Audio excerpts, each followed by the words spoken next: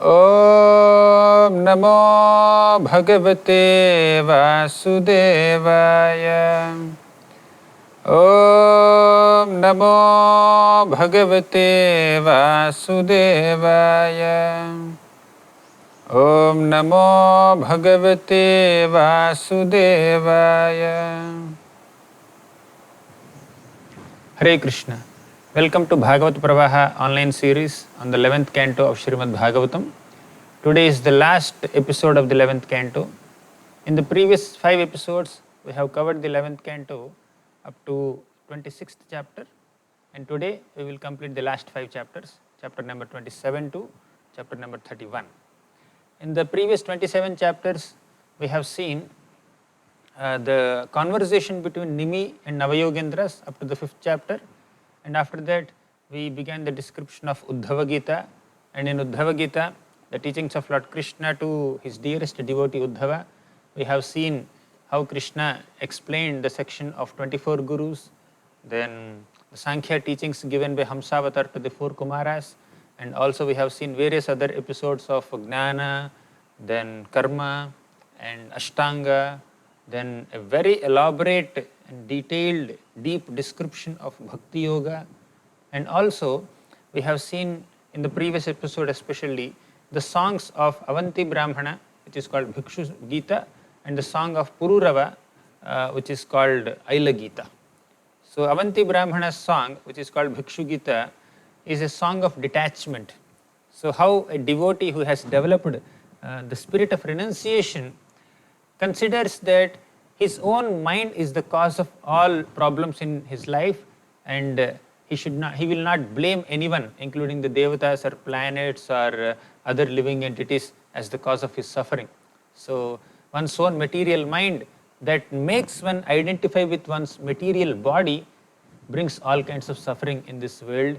So one should stop that bodily identification and control one's mind and focus one's mind on the lotus feet of the Supreme Lord. That we have learned from Avanti Brahmana's song. And later we have also seen the process of Sankhya, the enumeration and analysis of elements, material elements.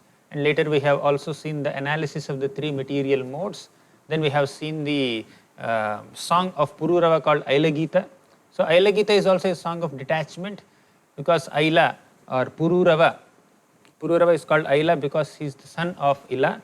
So Pururava associated with Urvasi in the upper planets, and he enjoyed with Urvasi for a long time, but he was frustrated in that so-called material enjoyment, and Pururava developed feelings of renunciation and detachment, and he condemned himself for maintaining such deep lusty desires towards Urvasi, and then he realized that there is no happiness in material enjoyment with the opposite gender. So he has taken shelter of the Supreme Lord Krishna's lotus feet. So we have discussed Uddhava Gita up to this point till 26th chapter, and we also have discussed several other aspects in Uddhava Gita. We discussed elaborately Varnashrama Dharma, and we have also seen various definitions given by Krishna on the universal elements, universal things of civilized life. So all that we have seen in Uddhava Gita so far. And now in the 27th chapter, Uddhava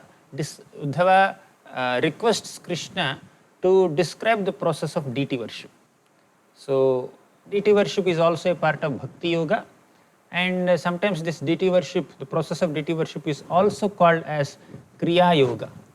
So our Uddhava requests Krishna, can you please explain to me the process of deity worship, and what are the qualifications of devotees who are engaged in deity worship, what is the basis of such worship, what is the specific method of worship.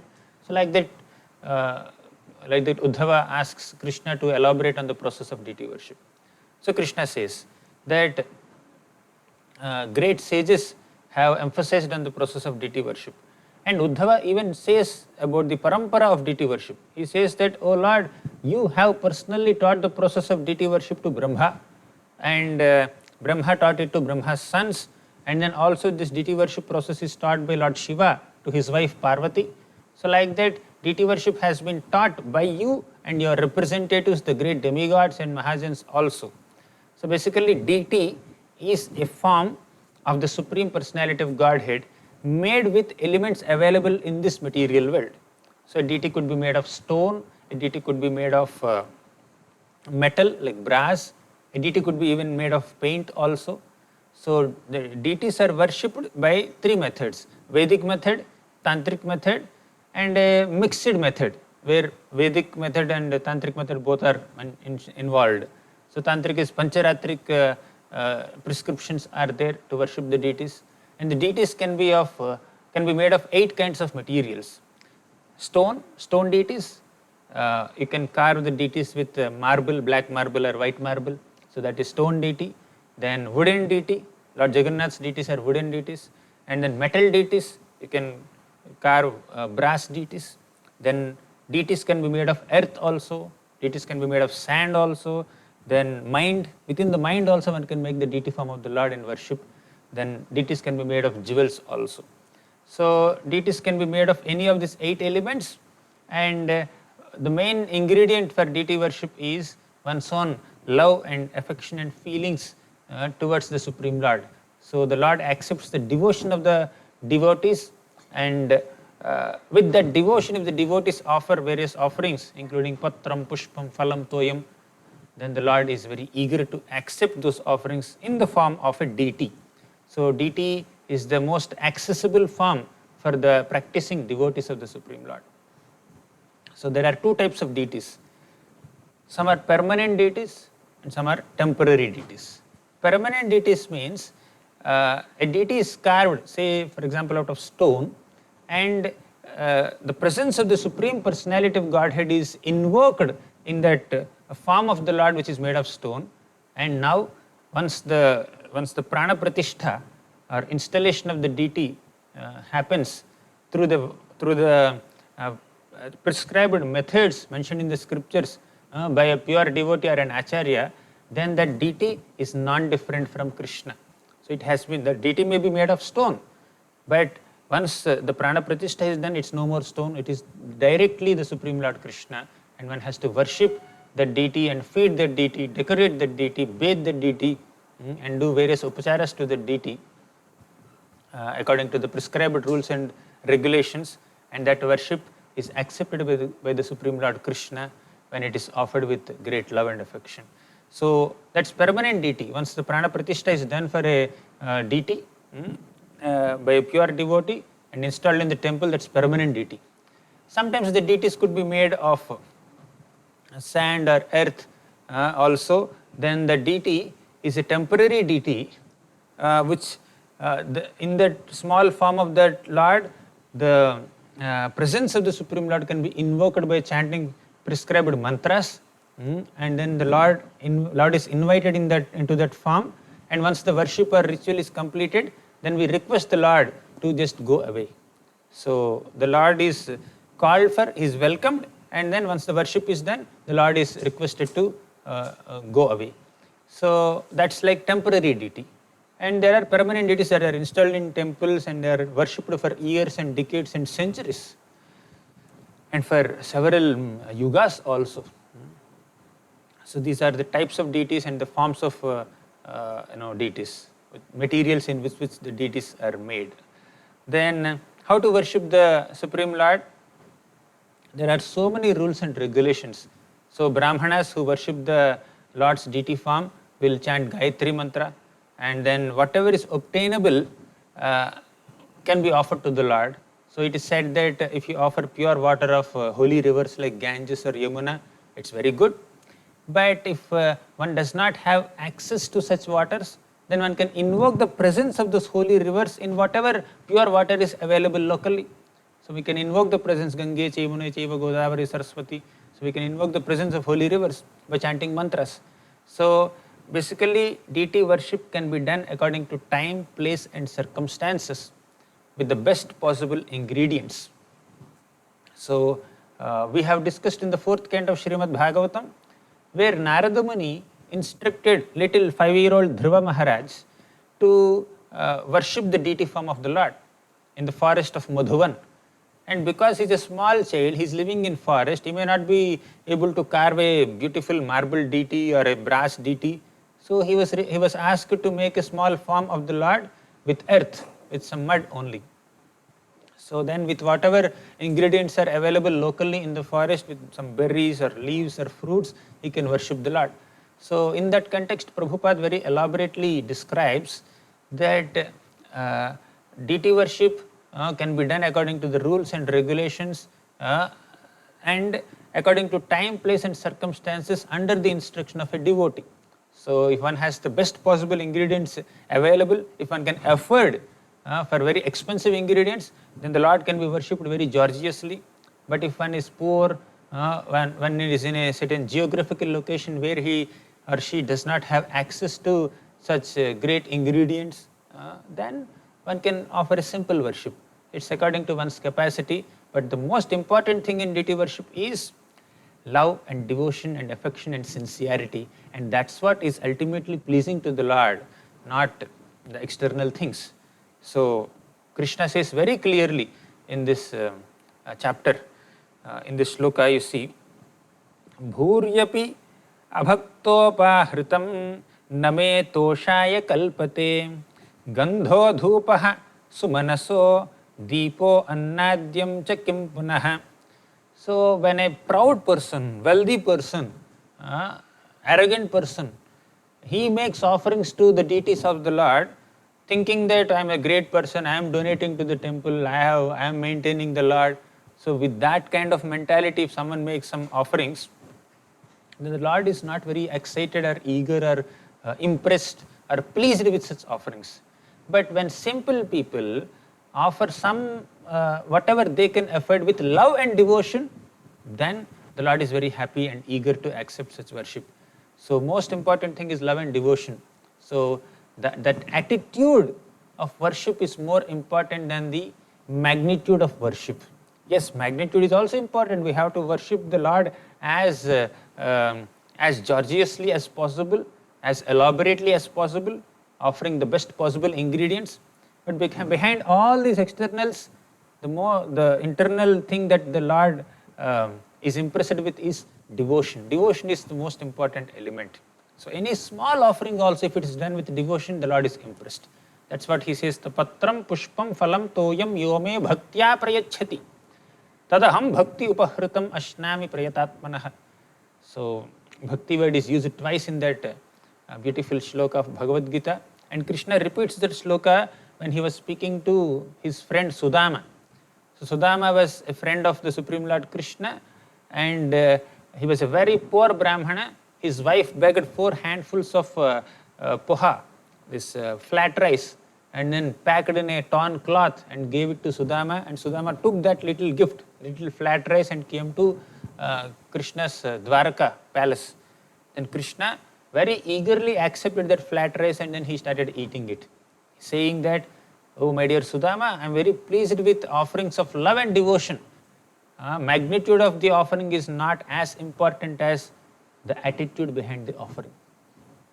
But if we can afford, we can definitely present very elaborate offerings to the Lord. So later Krishna elaborates on the preparation in worship.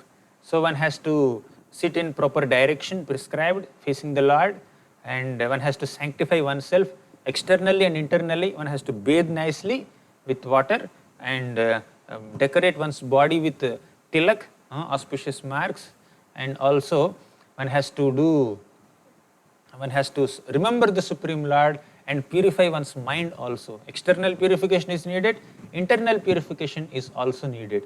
So yah smaret pundarikaksham sabahyabhyantara suchihi. So om apavitraha pavitro va sarvavasthangatopi va yah smaret pundarikaksham sabahyabhyantara suchihi. Whatever is apavitra can become pavitra. Apavitra means impure, pavitra means pure.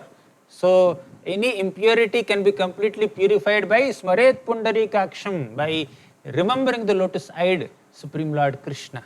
So if we can do that, then purification happens internally, and externally we take bath also.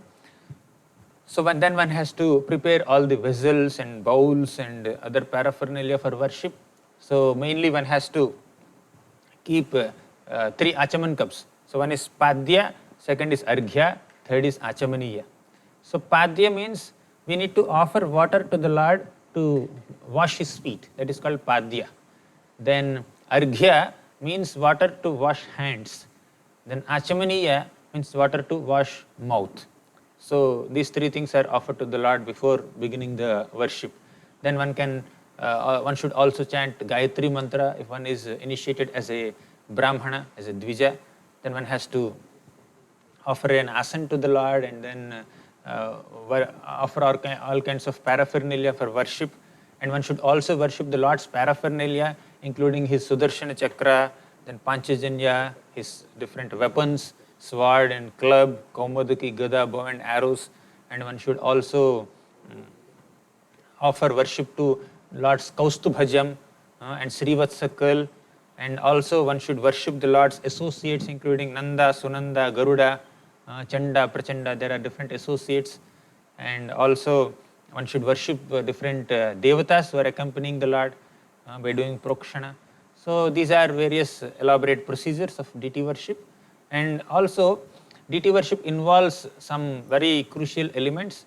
So one is bathing the Lord, second is decorating the Lord, third is offering various paraphernalia.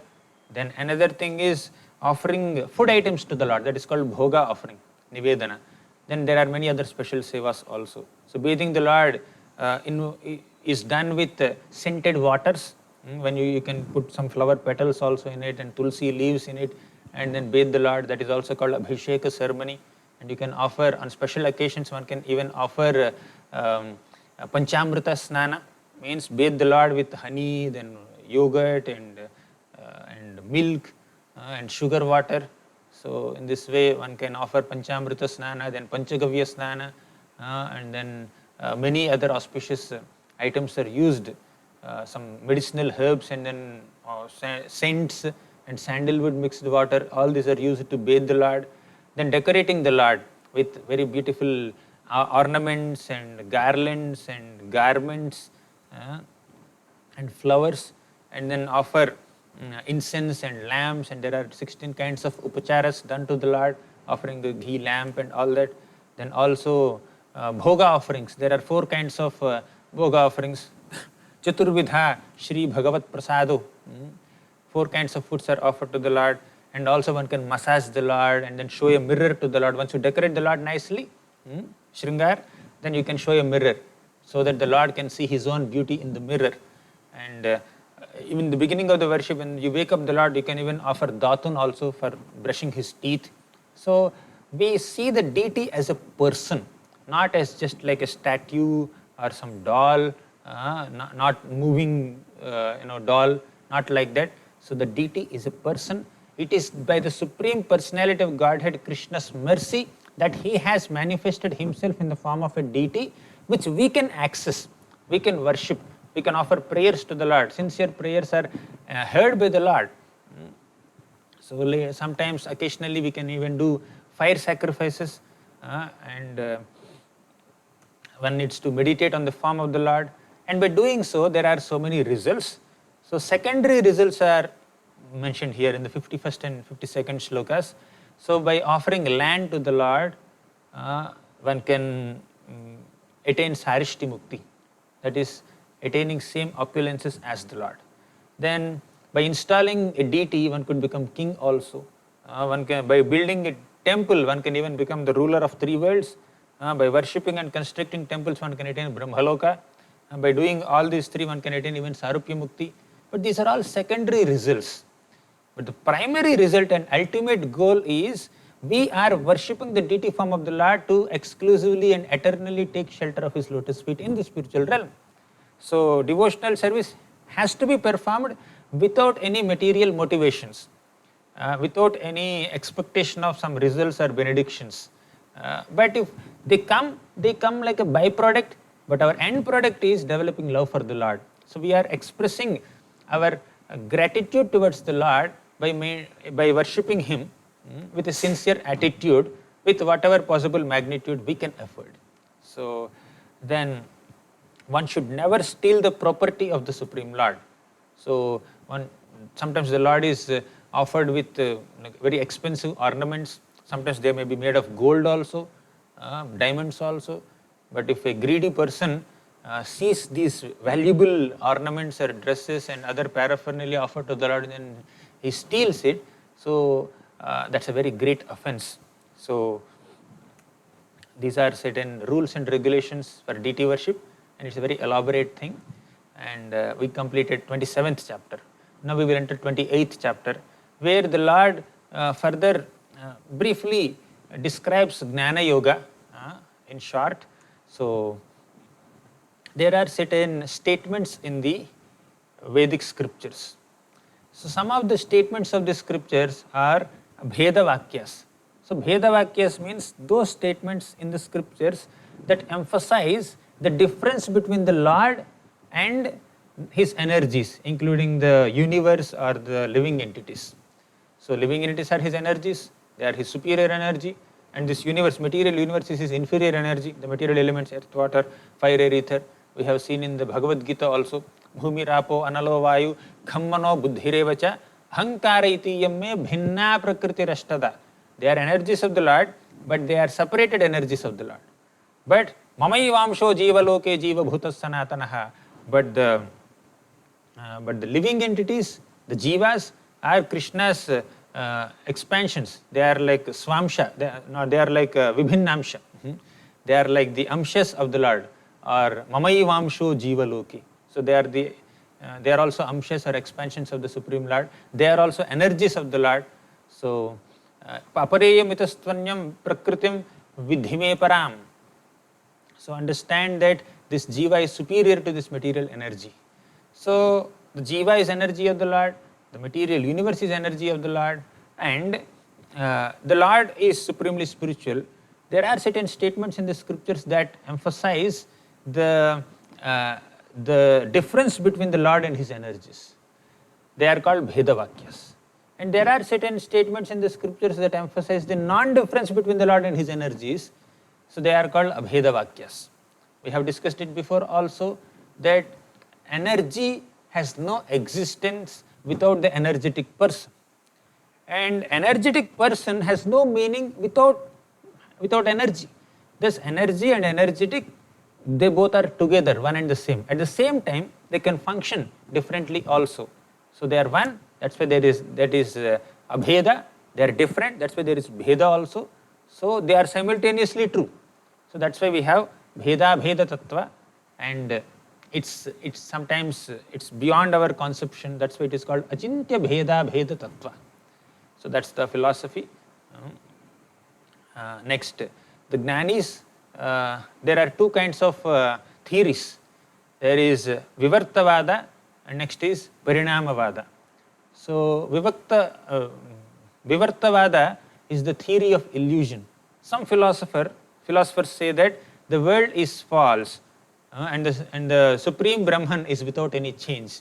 So that is theory of illusion. Means they consider the spirit to be permanent and eternal, and they see that everything material is false. But it is not false, it is temporary. Now you see there is Parinamavada, the theory of transformation. So this is spoken by Vyasadeva. So Parinamavada says that everything is a transformation of the Supreme Lord's energy. So it's not illusion. What we see around us is not illusion. It is sometimes described as illusion or false in the sense that it does not have a permanent existence, but it is temporarily existent, and that existence, the temporary existence, is real. So, and that's a transformation of the Lord's material energy. So these are the two Vadas, Parinamavada and Vivartavada. So this requires a lot of explanation also. So these are some definitions given here. So knowing that everything that is around us in this material world is temporary in nature, and the qualities manifested by people are also oftentimes temporary, they are products of material modes, one should not unnecessarily praise or criticize people's material qualities, whether they are good or bad. So by being too much absorbed in good and bad pertaining to this material plane, so one will unnecessarily waste one's time and be deviated from one's real self-interest of spiritual goal. So something may be very attractive, very good, but it is material. So one should not be too excited with that. Something may be very bad, but it is also material, it is temporary in nature, so one should not be so devastated or discouraged by that bad experience. So understand that happiness or distress, good or bad, auspicious or inauspicious, pure or impure, pious or impious, piety or sin, all these are material, under the material modes. One has to discriminate between them for smooth functioning of one's life. However, one should also understand that I have to transcend these dualities on a material plane. I have to transcend this material good and evil. I have to transcend this material auspiciousness and inauspiciousness. I have to finally embrace that spiritual auspiciousness. So one has to focus on spiritual life and do the needful in the material life. So now Uddhava asks a question. My dear Lord, the soul is spiritual and transcendental and eternal, and the body is temporary and material in nature. So body is material, like dead matter, and the soul is transcendental. So who is having this material existence? Who is perceiving this material existence? Soul is transcendental and the body is material and dead matter. So who exactly is having this material experiences, all this material happiness and material sufferings? So then Krishna says that, yes, the soul does not exactly have any material suffering.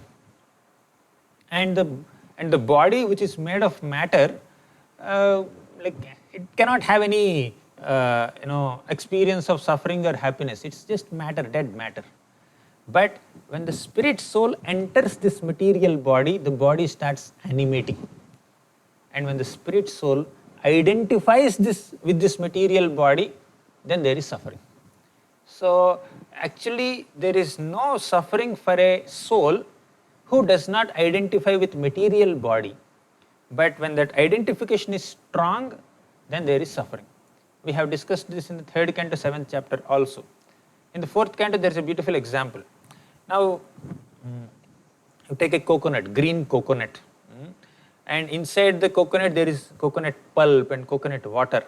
So in a wet coconut, in a green coconut, the pulp of the coconut is attached very thick, attached very strongly to the shell, coconut shell.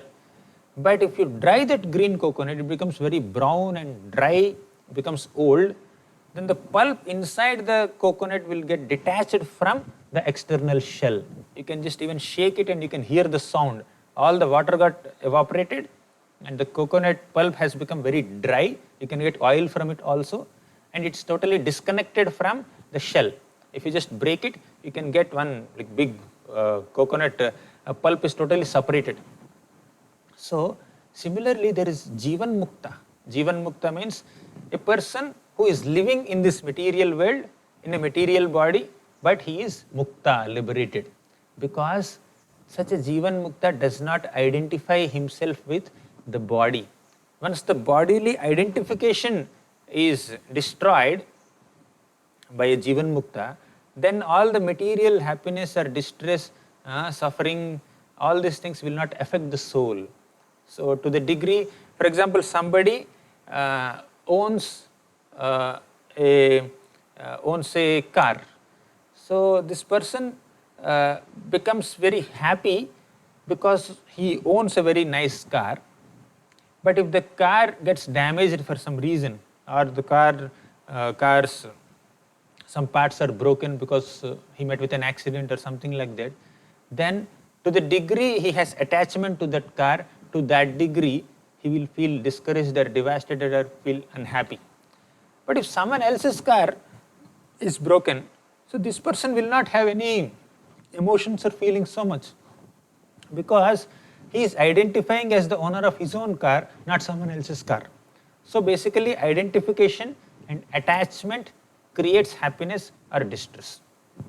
Similarly, a soul who is self-realized, a soul who has invoked, so the soul who has awakened one's own connection with the Supreme Lord, will not be affected by any material transactions, because there is no identification there, there is no attachment there.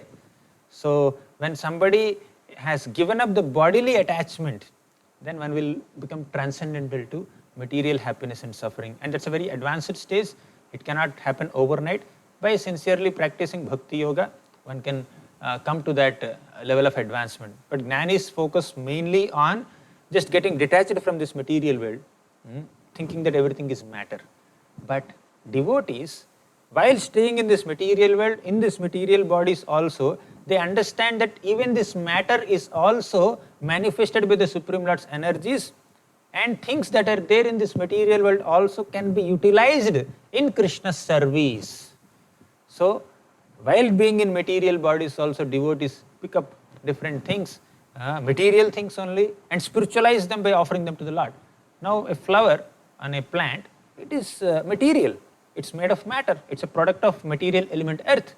But that flower, if you pluck that flower and offer it to Krishna, that's a spiritual activity, and you are spiritualizing that matter, and you are coming closer to the Supreme Lord Krishna because you have devotionally made an offering voluntarily to the Lord, and you come closer to the Lord. So like that, so much of matter around us can be dovetailed in God's service, and we can reconnect with God. Whether it is matter or spirit, both are products of the Supreme Lord.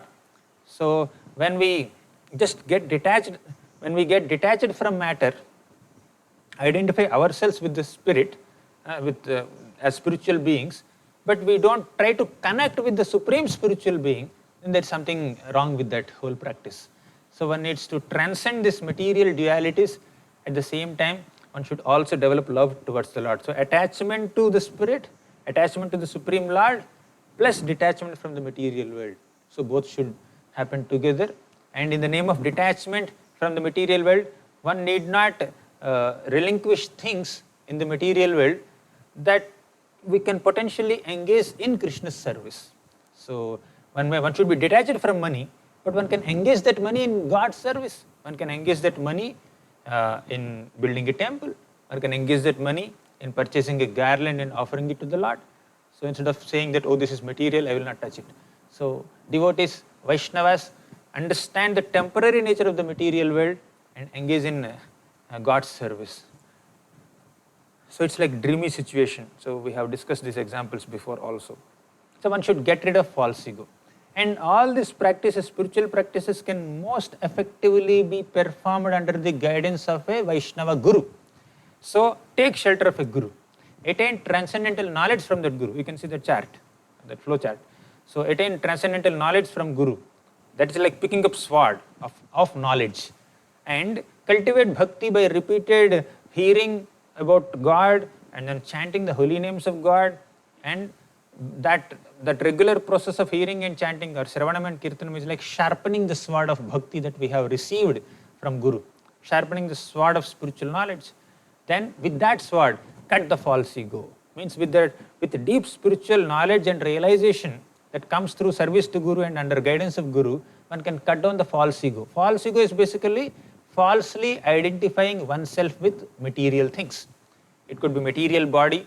So if the soul identifies oneself with the material body, then he thinks that I am a human being, I am an animal, I am a man, I am a woman, I am an Indian, I am an American, or I belong to some other country, or there are various other designations. I am an employee in so and so company, or I am an employer, I am a teacher, I am a student, I am a brahmachari, I am a grahastha. So like that, I am a brahmana, I am a kshatriya. There are so many designations that that a living entity can acquire when identifying oneself with the material body. But the soul is a servant of God. Jivera swarupa hai krishnera nityadas. The original identity of every single soul is, the soul is a fragmental part of God. Soul is an eternal servant of God. Soul is eternal child of God. That's the original identity.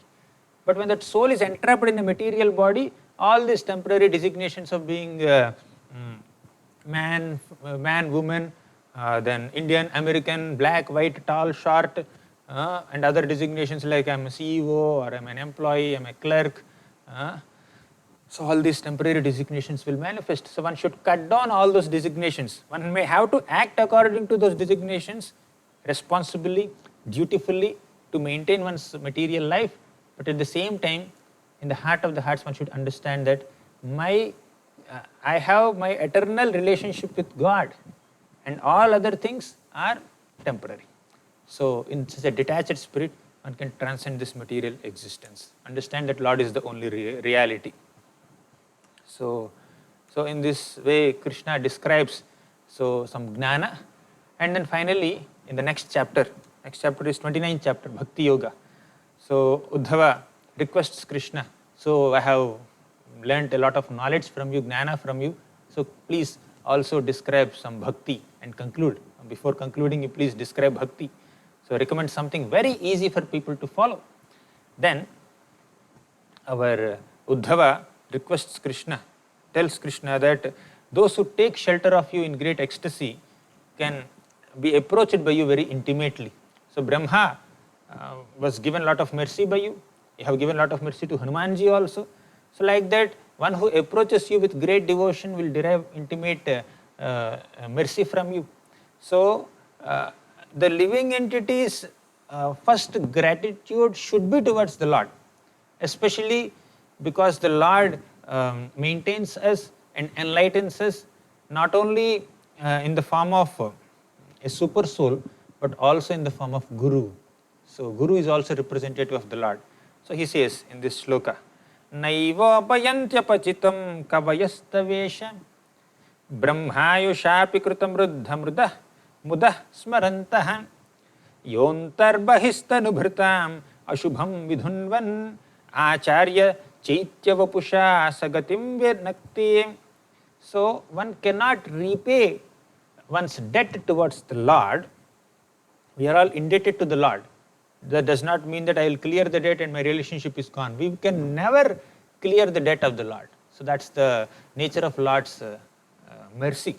So the Lord appears in the form of Paramatma and stays right within our hearts, giving us forgetfulness, knowledge and remembrance and guiding all our activities. And the Lord also educates us and enlightens us and guides us in this world in the form of an acharya or a guru, a spiritual master or spiritual teacher. So one should be very grateful to the Lord. So Uddhava, in the last several chapters, from 7th chapter till 29th chapter, 23 chapters, Krishna is giving his teachings to Uddhava. So Uddhava is expressing his gratitude, and learning from Uddhava, we should also be very grateful to the Lord, the Supreme Lord Krishna, in the form of Guru and Paramatma and he, Bhagavan himself. So then Krishna quickly gives certain points about Bhakti Yoga. So one should always remember the Lord. In the 8th shloka he says, Kuryat sarvani karmani madartham shanakaihi smaran mayyarpita manaschitto madharmatma manorathihi.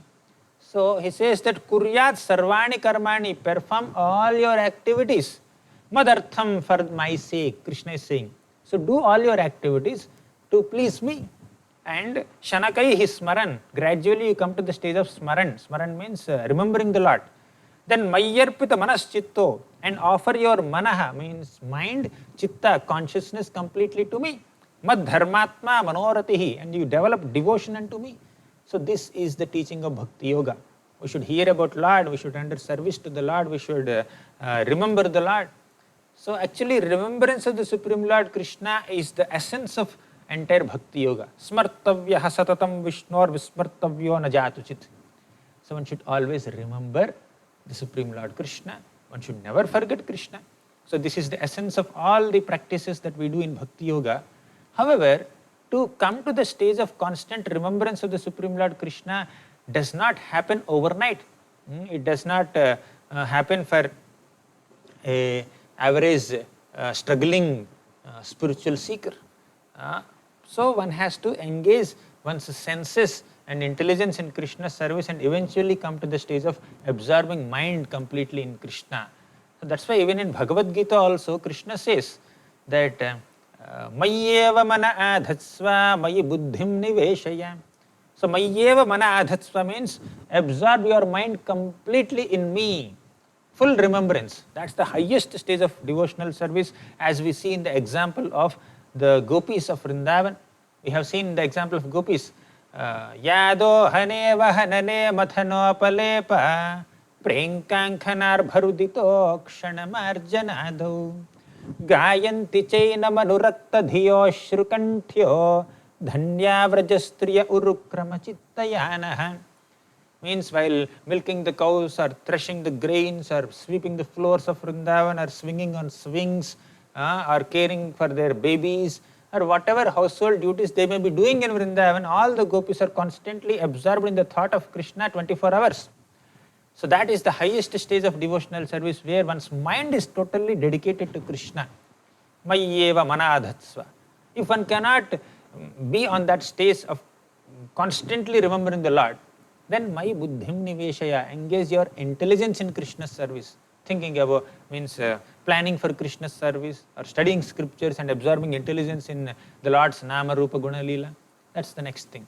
And if one cannot even engage one's intelligence in Krishna's service, engage senses in Krishna's service. Although the mind may sometimes get distracted, still engage the senses. Engage your hands in Krishna's service, engage your legs in Krishna's service, engage your eyes in seeing Krishna's deity. So by this, we can eventually come to the stage of engaging mind completely in Krishna's service. For example, somebody wants to remember Krishna by closing eyes, he wants to meditate on the form of the Lord or do smaran on Nama Rupa Guna Leela of Krishna. But so many other forms may manifest in the mind of such a immature practitioner. So he is trying to meditate on Krishna's form and some other form will come. But if he opens his eyes and then sees the deity form of the Lord, then one can focus better, one can concentrate better. So that's why Prabhupada writes in the 3rd canto, 28th chapter, 15, 16, 17, those purports, Prabhupada writes that for us, smaranam is shravanam, means remembrance of the Supreme Lord is a very high stage.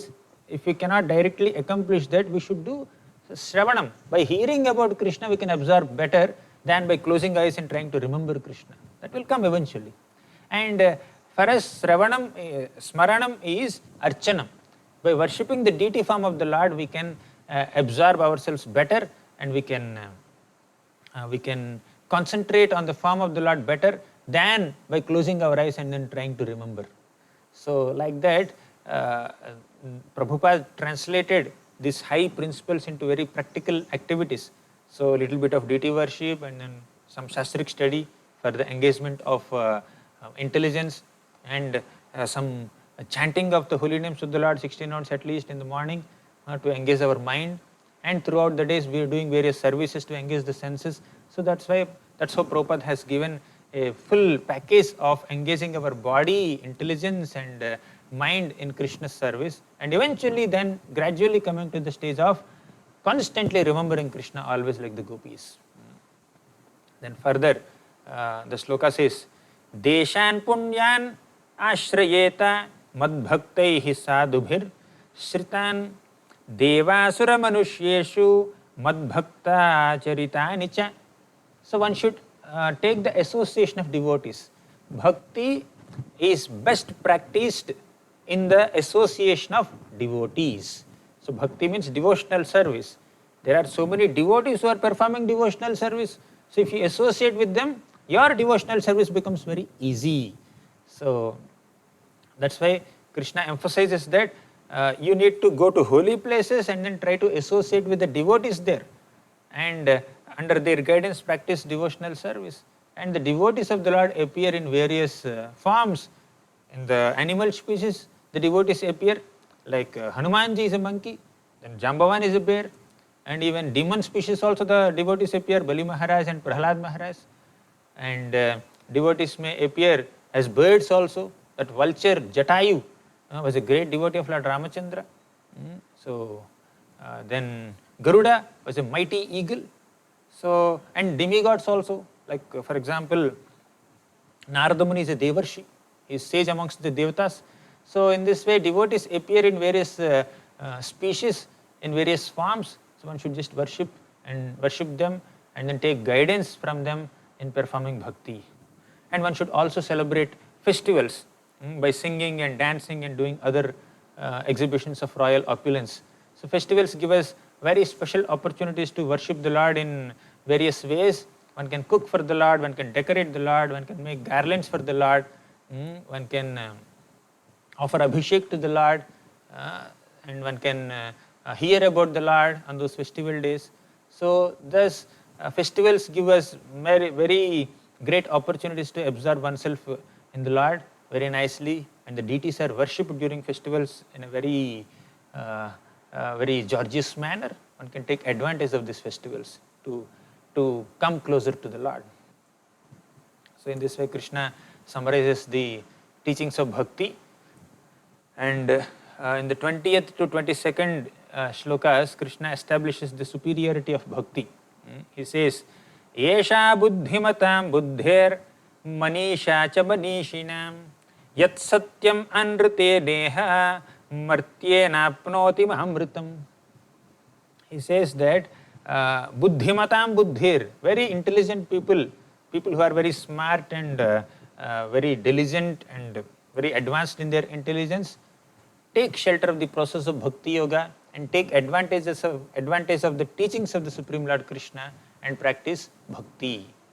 So these teachings are sometimes difficult even for great demigods also to comprehend.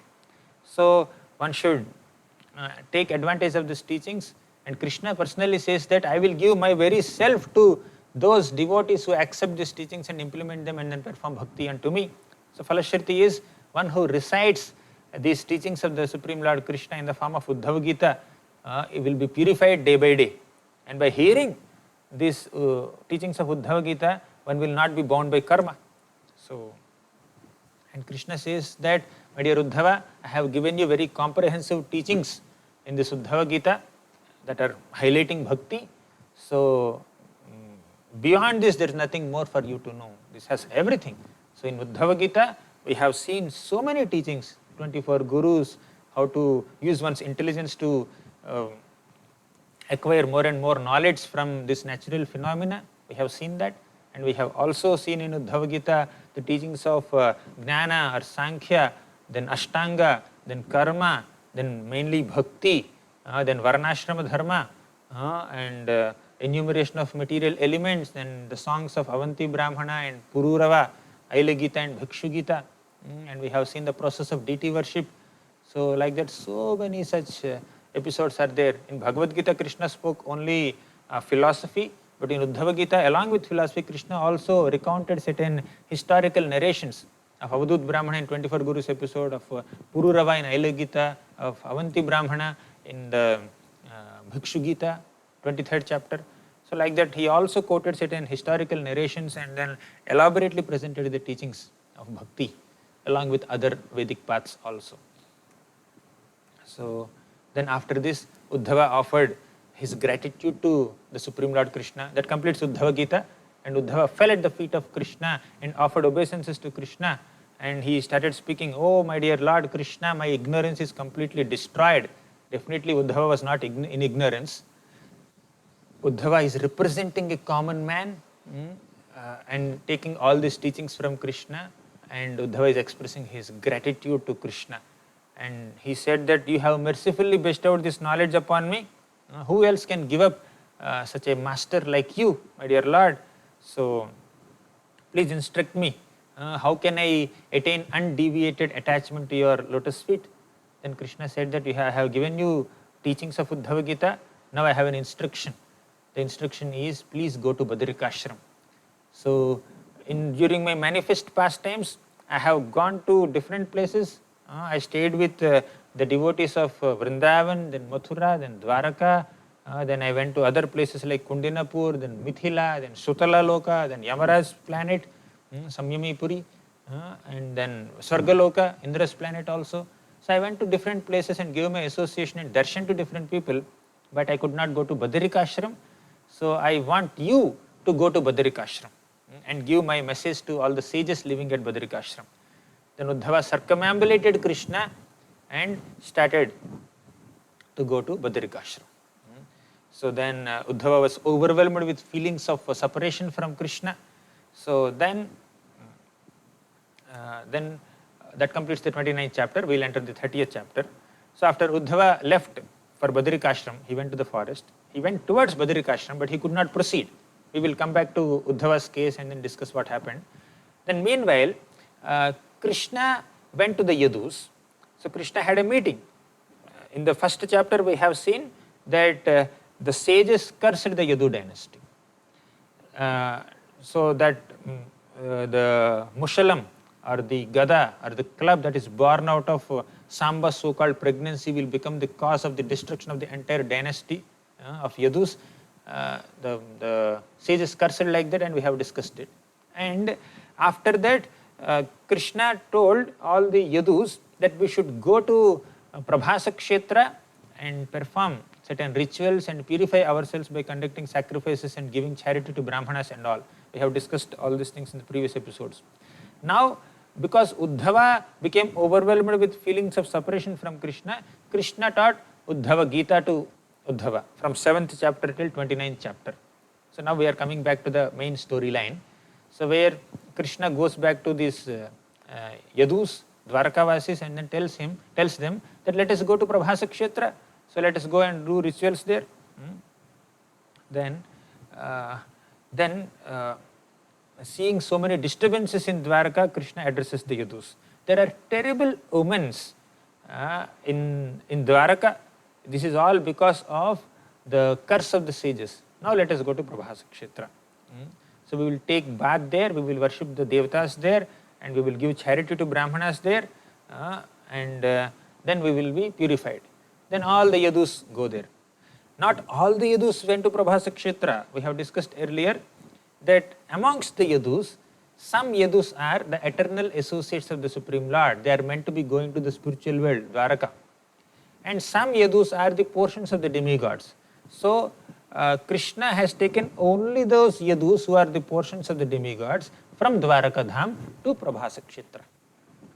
And then once they went to Prabhasa Kshetra, as we also discussed in 3rd canto, they did some worship, they did some rituals, they gave charity to Brahmanas, and with the permission of the Lord and the Brahmanas, they began to take liquor, and they became totally deranged, and they became very intoxicated, and they picked up the canes.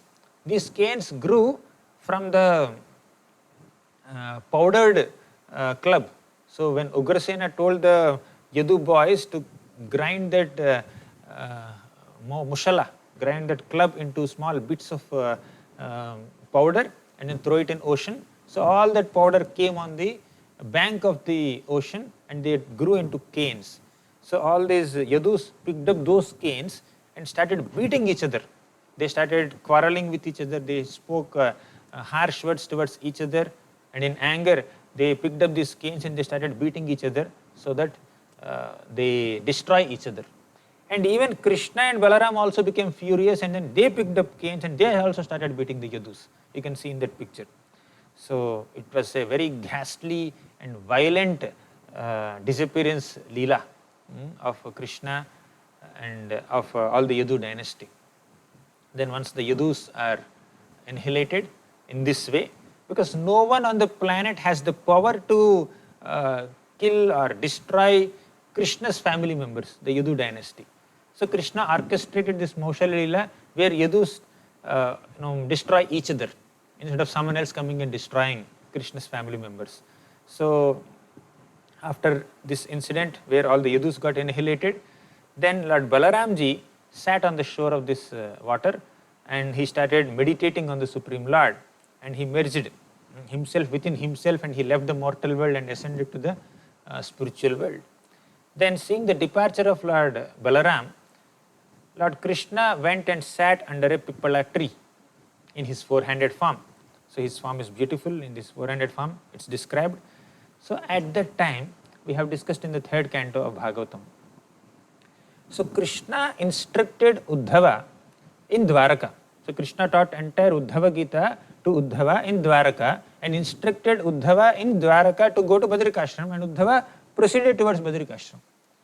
And meanwhile, Krishna brought all the Yadus, demigod portions of Yadus to this Prabhasa Kshetra, and the whole Maushalya Leela has happened there. So they quarreled with each other and they were annihilated. Then Krishna sat under this Pippala tree near Prabhasa Kshetra. But Uddhava, who was going to Badrikashram, he could not proceed towards Badrikashram out of his feelings of separation from Krishna. So he came to this Prabhasa Kshetra and met Krishna when Krishna was sitting under the tree. So then Krishna asked him, Uddhava, what are you doing here? I told you to go to Badrikashram. Then Uddhava said, my dear Lord, I could not proceed. I could not live away from you. Then again Krishna gave some teachings to Uddhava. So Krishna describes his own paramam sthitim or transcendental situation to Uddhava, and these teachings of Krishna to Uddhava near Prabhasa Kshetra are much more confidential than even Chatushloki Bhagavatam that Krishna taught to Brahma in the beginning of the creation. And when Krishna was speaking to Uddhava at Prabhasa Kshetra, then a great sage named Maitreya Rishi came there and he has heard all these teachings. We have discussed all this in the third canto. Then Maitreya Muni went to Haridwar. Then Maitreya Muni started speaking Bhagavatam to Vidura. So then Uddhava, after taking this second set of teachings from Krishna, he proceeded to Badrikashram. So Uddhava was going to Badrikashram now, and on the way he met Vidura, and Vidura wanted to accept Uddhava as his guru, but Uddhava said that I have a service at Badrikashram, I am going to Badrikashram, so better you go to Maitreya Muni, and he is senior to me, he is elder to me, it's Maryada Vyatikram, it's not etiquette if I become your guru, you are elder to me and he is elder to me, better you go and take teachings from him. So Vidura directed, Uddhava directed Vidura to Maitreya, and then he proceeded towards Badrikashram. So all these things we have discussed in the third canto Bhagavatam. Now coming back to this 11th canto, so after dispatching Uddhava to Badrikashram from Prabhasa Kshetra, Krishna continued to sit under that Pippala tree in a very meditative posture. So at that time, a hunter named Jara came there. We discussed in the first episode that when all the Yadu boys ground that iron club into powder and threw that powder into the ocean, a small piece was left. So they just left it there, and the hunter named Jara picked up that small piece and kept it at the end of his arrow. So that Jara now saw Krishna under this Pippala tree, and from a distance behind the trees, he thought that there must be some deer there, and then he shot an arrow. And that arrow went into Lord Krishna's foot. Then this hunter Jara came towards this place, and then he understood that it's not a deer, it's the Supreme Lord Krishna. And he fell at the feet of the Lord and said, my dear Lord, I am very offensive at your divine lotus feet, please forgive me. So he begged forgiveness.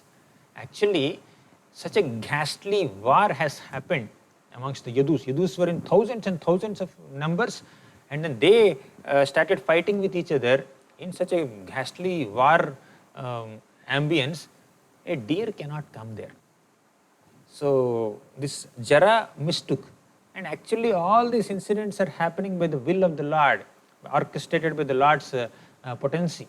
So Jara misunderstood Krishna to be a deer, and then he shot an arrow, and that arrow pierced the foot of the Supreme Lord Krishna, and then he came and begged forgiveness from Krishna. He said, oh Lord, I am most sinful person. This is a great mistake that I have done. I am a great sinner. So please forgive me. By constantly remembering your lotus feet, the darkness of ignorance will be completely destroyed, and you please punish me, you kill me for releasing this arrow upon you. So neither Brahma nor his sons can understand your mystic power, and I have done such a great offense unto you. Then Krishna said, don't worry, everything is happening because of my will only. So don't fear, this is my own desire, so you can go back to Vaikuntha now. So then with the Lord's permission, so this Jara hunter circumambulated the Supreme Lord Krishna, and in a great airplane he went to the spiritual world. Now Jara went to the spiritual world after releasing this arrow. But some people think that Krishna, the Supreme Lord Krishna, died because of this Jara's arrow. So that's such a misconception, misunderstanding, that the Supreme Lord who can send this Jara to the spiritual world, how can he die in the hands of that Jara and then remain here? So Krishna just to the eyes of this external world, he just manifested this whole episode so that people who do not have sufficient faith may misunderstand the Lord's activities, but people who have faith will not misunderstand, will not take all these incidents to be ordinary. So we will discuss more about Moshe Leela, why it happened, what happened. So then Jara went to the spiritual world. Meanwhile, searching for the Supreme Lord Krishna, Krishna's driver Daruka came to this Prabhasa Kshetra. So Daruka was searching for Krishna, and then he found the aroma of Tulasi coming from this Prabhasa Kshetra. Then he came to this Prabhasa Kshetra, he found the Supreme Lord under this pipala tree, and then he offered obeisances, and all the Yadus got annihilated, and then he was feeling very bad, and all the divine weapons of the Supreme Lord and chariot of the Supreme Lord are also there. Then Krishna spoke to Krishna spoke to Daruka, my dear Daruka, go to Dwaraka Dham and inform the Yadus who are living in Dwaraka Dham about my situation and about the destruction of the Yadu dynasty. Because those who stayed back in Dwaraka were the eternal associates of Krishna, and those who came to Brahmasa Kshetra, they are the portions of the demigods. So Krishna has dispatched the portions of the demigods to heavenly planets through this ghastly destruction amongst the Yadu members. And Krishna dispatched the Yadus, eternal associates of Krishna in Dwaraka, from Dwaraka to the spiritual world. And he said that he told Daruka that go to Dwaraka because the city will soon be inundated by the waters of the ocean. You cannot access the city. And take your family with my parents under Arjuna's protection, and then be firmly situated in your devotion to me, be fixed in spiritual knowledge, and all these pastimes are displays of my Maya, my energies. So don't be bewildered, don't be surprised, just follow. Then Daruka circumambulated the Lord, and then with a sad heart he left for Dwaraka. So that completes 30th chapter. We will come to 31st chapter. So in 31st chapter, knowing that the Supreme Lord Krishna is going to disappear from this earthly planet, all the demigods including Brahma and Shiva also manifested there. They came to Prabhasa Kshetra. So the sky was crowded with so many heavenly denizens, and so many airplanes, divine celestial airplanes were there. The sky was crowded, and the Supreme Lord Krishna closed his eyes, fixed his mind within himself, and no one could see, and then he went back to the supreme abode. So then only Brahma and Shiva could notice that. So all the demigods praised the Supreme Lord, and they saw the Supreme Lord going back to his abode, and they went back to their own personal planets. So we need to understand that the Supreme Lord's appearance and disappearance are totally according to the Lord's will. Why the Lord has departed from this planet in this manner, why the Lord descended onto this planet in another manner. The Lord appeared in Kamsa's prison cell, as if there is no other place in the entire cosmic manifestation for him to appear. He appeared in a four-handed form in Kamsa's prison cell, and as soon as he appeared, he immediately was taken by his father Vasudev, as if Vasudev was fearful, as if Krishna was fearful. Vasudev transferred Krishna to Gokul, Nanda Maharaj's Gokul. So Krishna appeared in a very peculiar manner, and later Krishna disappeared also in a very unique manner. So it's very enigmatic way of disappearing and appearing. So we need to understand that all the activities and appearances and disappearances of the Supreme Lord Krishna are very divine in nature. We can understand them to the degree the Acharyas explain them, but we should not misinterpret them with our own mental speculations. So janma karma chame divyam yevam yo vetti tattvataha tyaktva deham punarjanma naiti mameti sorjuna. If we can understand the divine nature of the Supreme Lord's appearance and disappearance and activities, then we can go back to Krishna. We should not misunderstand and give misinterpretation. Oh, Krishna is killed by Jara's arrow, or Ram just entered Sarayu Nadi and then he died there. So like that some people may present different kinds of understandings, but our acharyas present that the Lord by his own supreme will, he appears and disappears. Now in the third canto, there is another beautiful description about Supreme Lord Krishna's appearance and disappearance. So Krishna's appearance and disappearance are like the sun's appearance and disappearance. So every day in the morning sun rises. It's not the birth of sun. He is just rising on this day. And in the evening sun sets. It's not the death of the sun. He is disappearing from this hemisphere. So when the sun is rising from this hemisphere, understand that sun must have given his light on the other side of the globe. And when sun disappears, you understand that sun is going to another place of the globe. So similarly, Krishna also, when he appears to perform his pastimes on this planet, in this universe, on one day of Brahma. And if when Krishna disappears, understand that Krishna began his pastimes in another place, another planet or another universe. And now Krishna disappeared from this planet, in this universe. In the next day of Brahma, Krishna will again appear, just like today sunset and tomorrow sun will rise again.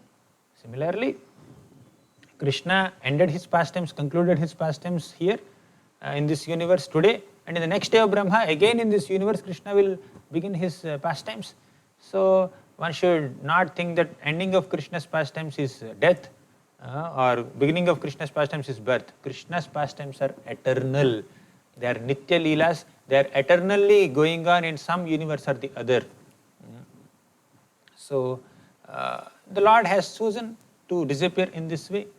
And one who regularly chants the glories of Krishna's appearance and disappearance will return to Krishna's abode. That is, sometimes they are bewildering, but we need to understand that Krishna is independent in performing his activities, and Krishna does things to please his devotees and give various valuable lessons to the devotees. Now, there is a beautiful shloka in the third canto.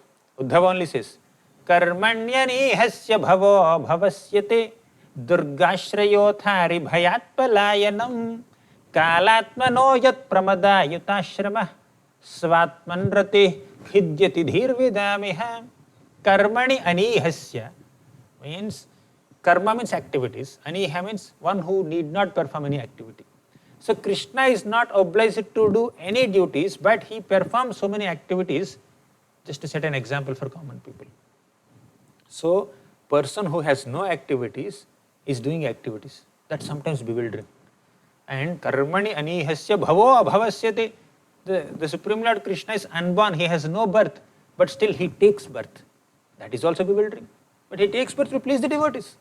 So although sometimes to common people these activities are quite bewildering and astonishing and confusing, but if you see from the perspective of bhakti, Krishna does whatever he does to please his devotees. Although he has no activity, he is performing activities. Although he is unborn, he is taking birth. Karmani anihasya bhavo abhavasyate durgashrayo atha aribhayat palayanam kalatmano yat. Although he is kalatmana, although he is the controller of time, still he runs away from his enemy as if he is so fearful.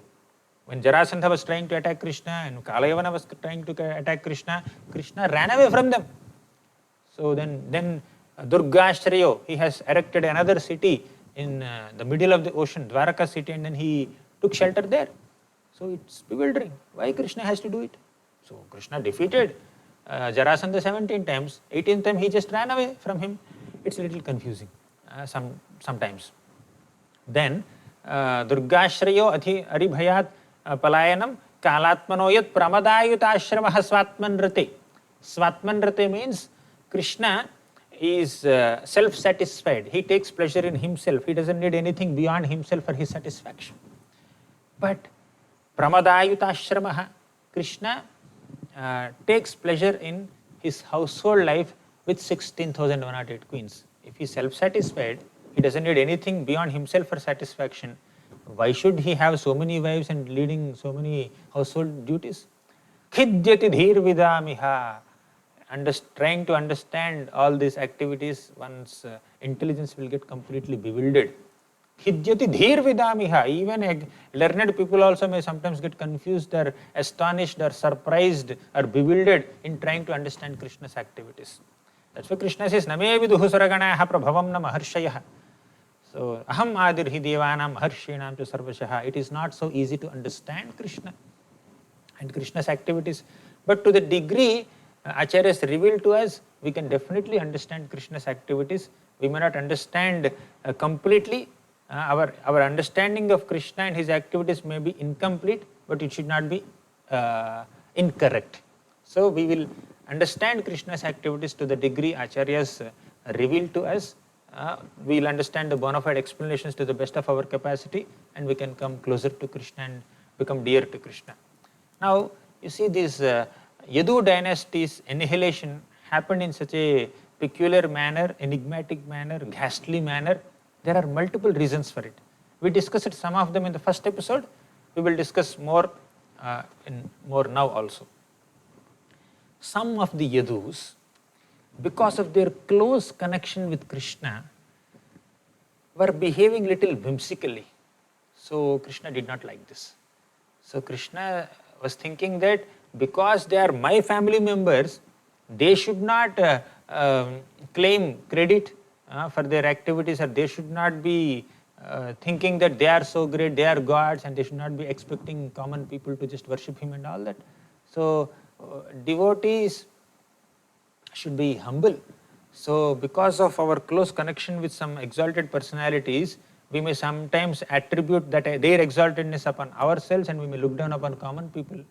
So some Yadus started behaving very whimsically because of their own powers and because of their close connection with Krishna. So that's one of the reasons why Yadus were annihilated in this way. Second reason is, Jiva Goswami says this, that Yadus are the family members of the Lord. Now the time for Krishna's departure has come. If Krishna departs, Krishna goes to the spiritual world. Now, leaving the Yadus here, then the Yadus will be absorbed in feelings of separation, and in their intense feelings of separation, they could trample the earth and destroy everything there in their distress. So Krishna did not want that to happen. So let me dispatch Yadus first, then I will disappear. Then another reason why Krishna enacted this Maushalya Leela. So Maushalya Leela means the disappearance of Yadus. Is that to teach the conditioned souls the temporary nature of this material world. However exalted you may be in the Yadu dynasty, you may be having 38 million teachers just to educate your Yadu children. So Yadu dynasty is the greatest dynasty. Still, material world is temporary in nature. Your influence, your power, your wealth, your opulence, and your beauty, and your position, they are not permanent. They can be ended at any time in this material world. So to teach the temporary nature of this material existence, the Lord has enacted this Maushalya Leela in this way. Then another reason, that people worship Yadus sometimes thinking that these Yadus are Krishna. So Krishna is Krishna and Yadus are his family members. So one should not unnecessarily attribute godhood to people who are not Godhead.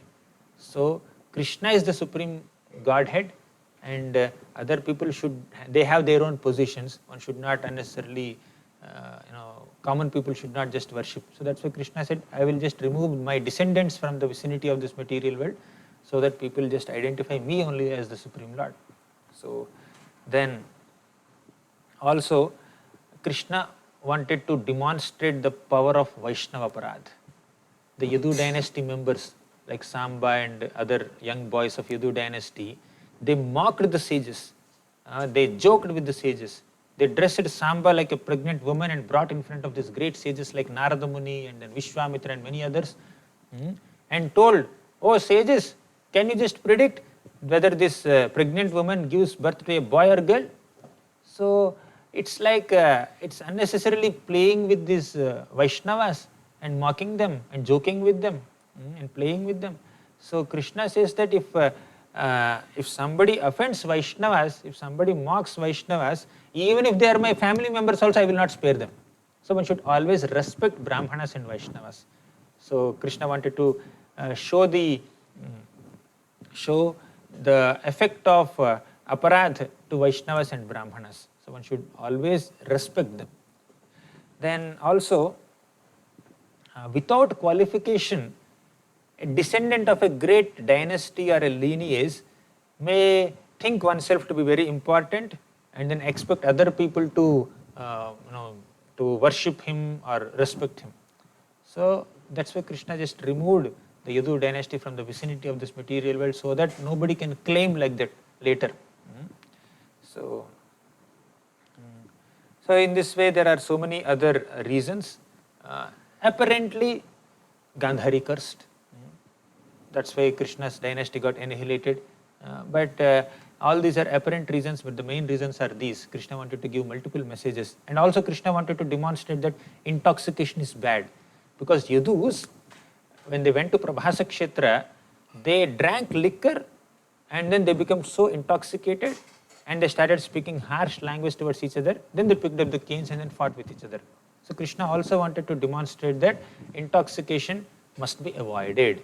So these are some points for the reasons for the annihilation of Yadu dynasty.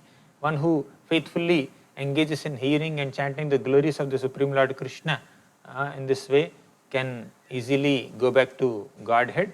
So we have discussed Krishna's activities. In the last shloka of this canto, Sukadeva Goswami says, Yete deva devasya vishnoh karmani janmacha kirtayet shraddhaya martyaha sarva papaihi pramuchyate. So Deva Deva means Krishna is the God of all gods. All the demigods will go and offer obeisances to him. So if one hears and chants and remembers the activities of the Supreme Lord Krishna in this way, and his janmas and karmas, then, and if one does it with faith, then one can be relieved completely of all sinful reactions. So with this Falashruti, Sukadeva Goswami concludes the 11th canto, and this 11th canto predominantly deals with the topic of the disappearance of the Yadu dynasty. It began in the first chapter and it ended in the last chapter, 31st chapter. But in the middle, for 4 chapters, we have seen the conversation of Nimi and Navayogendras, and for 23 chapters, we have seen Uddhava Gita. So 2 greatest philosophical episodes are embedded within this 11th canto that predominantly deals with the topic of Krishna's disappearance and disappearance of Yadu dynasty. So we have completed 11th canto of Srimad Bhagavatam. In the next episode, we will begin the 12th canto of Srimad Bhagavatam. Thank you all very much. Granthara Srimad Bhagavatam ki jai, Srila Prabhupada ki jai.